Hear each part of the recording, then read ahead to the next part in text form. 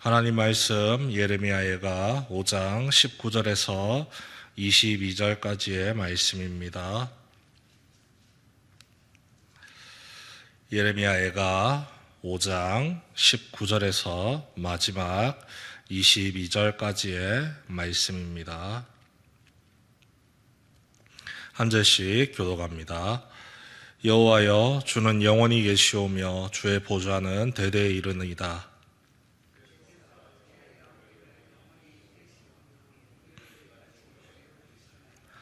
여호와여, 우리를 주께로 돌이키소서. 그리하시면 우리가 주께로 돌아가겠사오니 우리의 날들을 다시 새롭게 하사 옛적 같게 하옵소서. 주께서 우리를 아주 버리셨사오며 우리에게 진노하심이 참으로 크시니이다. 아멘. 예가의 마지막 말씀입니다. 하나님의 진노로 말미암아 곧 고난받는 종의 모습이지만 그럼에도 불구하고 하나님께서 베푸시는 구원의 은혜를 우리가 어제 3장 말씀을 통해서 살펴보았죠. 포기와 낙심의 마음이 가득 듭니다. 하지만 끝까지 하나님의 도우심의 손길을 붙잡는 것이 그리스도인의 삶의 모습이죠. 이 하나님의 은혜를 붙잡는 마음을 꺾게 만드는 이 염치, 이런 것들을 내세울 때가 아니라 하나님의 구원을 바라야 하는 때임을 예레미야 선지자가 너무나도 잘 알고 있고 그것을 위해서 오늘 이렇게 기도를 하고 있습니다. 3장에서 하나님의 도우심을 간절히 구한 후에 다시 4장으로 돌아가면 이스라엘 백성들의 죄악을 낱낱이 고백하는 장면이 나옵니다. 예루살렘 성의 비참한 극한 모습을 보여주면서 이 비참한 상황이 실로 자신들의 죄악 때문에 벌어진 일입니다라고 고백을 하죠. 4장 3절 말씀에 이렇게 표현이 되어 있습니다. 들깨들도 젖을 주어 그의 새끼를 먹이나 딸 내 백성은 잔인하여 마치 광야의 타조 같도다. 야생의 개들도 자기 새끼는 먹이는 법인데 지금 하나님의 백성은 광야에 버림받은 타조와 같다고 표현을 하고 있습니다. 이 타조의 습성을 살펴보니까 굉장히 독특했습니다. 한 마리의 수컷이 여러 마리의 암컷을 거느리는데 그 암컷들이 알을 낳으면은 자기들이 품는 게 아니랍니다.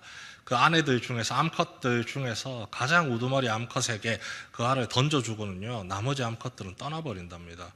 그러면 마지막 남아있는 그 우두머리 암컷이 알들을 자기가 낳은 알들뿐만 아니라 이제 다른 알들까지 함께 품는데 그 알들이 버림받는 순간이 있습니다. 주변에서 위기가 찾아왔을 때, 내 새끼 지키기 급급할 때, 그럴 때는 그 우두머리 암컷이 자기가 낳은 아이들을 기가 막히게 구별해내서 나머지 아이들을 자기의 품에서 다 밖으로 밀어내 버린답니다. 내 새끼가 중요하다는 것이죠. 지금 이스라엘 백성들이 하나님 앞에서 이 버림받은 알과 같다는 겁니다. 하나님의 마음에 들어가 있어야 되고 하나님의 품속에 안전하게 보호받고 자라날 수 있어야 되는데 하나님의 백성이 아니기 때문에 다 끊어지고 있다는 사실입니다. 덩그러니 버림을 받고 있습니다. 거기에 더해서 현실을 한 번 더 직시를 하죠. 10절 말씀에 배고픔으로 인해서 자녀를 배아파난 부모님들, 어머니가 그 아이들을 삶아서 먹고 있다는 이야기를 하고 있습니다. 굉장히 비참한 상황이죠. 이성이 본능에 지배를 당하고 있습니다. 보호를 받고 위로를 받아야 되는 하나님의 자녀들이 그들의 죄악으로 말미암아 잔인하게 버림받고 내처짐을 당하고 그리고 인간 이하의 삶을 살아가는 모습이죠. 이 모든 일이 나타나게 된 근원적 잘못을 13절 말씀에서 이야기를 하고 있습니다. 4장 13절 말씀 우리 찾아서 한번 읽어볼까요? 한 장만 앞으로 돌리시면 됩니다. 예레미야가 4장 13절 말씀입니다. 함께 읽습니다. 시작. 그의 선지자들의 죄들과 제사장들의 죄악들 때문이니 그들이 성읍 안에서 의인들의 피를 흘렸도다. 영적 지도자들의 잘못된 행동, 잘못된 언행, 잘못된 말씀 선포, 특히 왜곡된 하나님의 뜻을 전하는 것이 이 죄의 근원이 되어서 이스라엘 백성들이 하나님의 품 안에서 보호를 받지 못하고 있습니다. 하나님의 뜻이 사람의 생각과 기분을 상하게 한다 할지라도 그 말씀이 진리이기 때문에 말씀을 쫓아가야 했는데, 회개의 길을 걸어가야 했는데 그게 아니었다는 거죠. 내 기분에 좋게, 내 마음에 만족스럽게 하나님을 내 뜻대로 바꾸려고 했던 그 간악한 죄악, 돌이키기에는 너무 늦었다는 겁니다. 이로 말미암아 하나님의 뜻을 쫓아가고 하나님의 뜻을 선포했던 예레미야의 모습을 우리가 기억합니다. 매를 맞고 욕을 들으며 감옥에 갇히는 억울한 상황, 그 가운데서도 의인들이 피를 흘리는 모습까지 하나님께서 분노하실 수밖에 없는 상황이죠. 하지만 예레미야 선지자는 염치를 내세울 시간에 더욱더 간절히 하나님께 기도하고 하나님의 도우심을 구합니다. 그것이 바로 5장의 말씀입니다. 주님의 자비에 모든 힘을 쏟아서 기대며 기도를 합니다. 하나님의 말씀을 통한 약속을 떠올리면서 우리의 죄를 용서해 주십시오 기도를 하는데 5장 7절 말씀이 이렇습니다. 우리의 조상들은 범죄하고 없어졌으며 우리는 그들의 죄악을 담당하였나이다. 그냥 얼핏 넘어가기 쉬운 기도 제목이지만 하나님의 약속이 있습니다.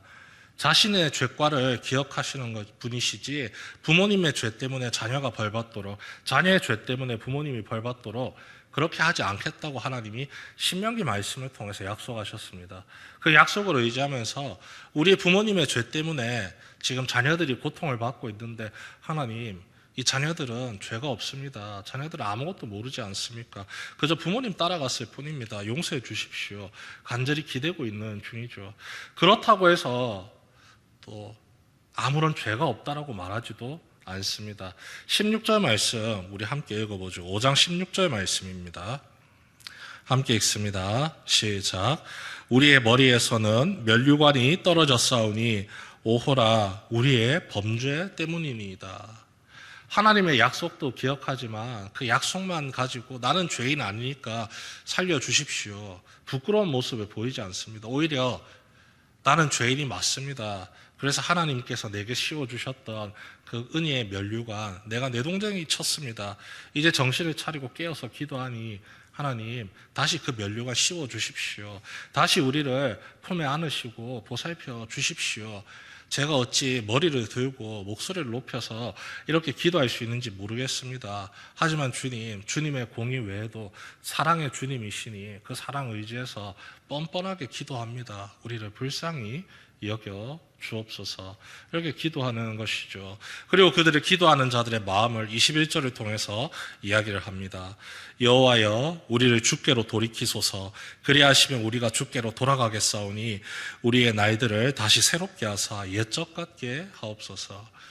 간구하는 바가 정확하게 나와 있죠. 내 힘으로는 못 돌아갑니다.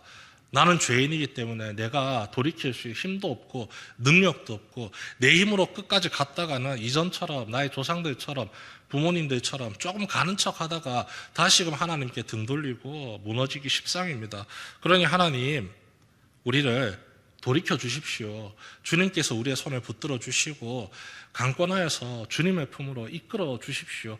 그러면 우리가 주님의 손 붙잡고 딸려갈 겁니다. 주님의 손에 이끌려 갈 겁니다. 그래서 주님이 원하시는 대로 붙들림을 받아 구원의 은혜를 누리게 될 줄 믿습니다. 그래서 그렇게 우리를 새롭게 하여 주시고 하나님께 순종했던 모습, 하나님께 간구하는 모습 온전히 지키며 살아가도록 주님 나를 도와주시옵소서. 처절하고 철저하게 간구하며 주님의 도우심을 구하는 예레미야의 안타까운 마음이 이렇게 말씀을 통해 나타나고 있습니다.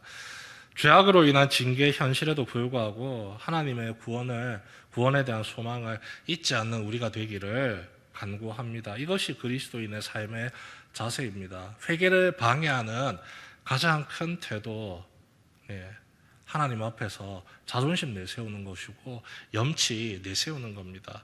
오히려 그 큰 죄악을 내 힘으로는 도무지 해결할 수 없기 때문에 하나님 도와주십시오. 염치 불구하고 두 손을 내밀고 나를 잡아달라고 때를 쓰면서 울어야 합니다. 그 울음소리를 주님께서 들으시고 우리의 기도를 기쁘게 받아주시고 그 우리의 기도의 요구대로 주님의 강권의 손이 나를 생명의 길로 이끄셔서 다시는 죄악의 길에 빠지지 아니하도록 붙들어 주실 줄 믿습니다. 이렇게 주님께 더욱 간절히 매달려 회개하는 삶을 통해 주님의 도우심을 구하는 삶을 통해 주님의 위로와 돌보심의 은혜를 오늘 하루뿐만 아니라 우리가 살아가는 모든 날들 동안 누리며 나아가는 성도 되시길 주님의 이름으로 축원합니다.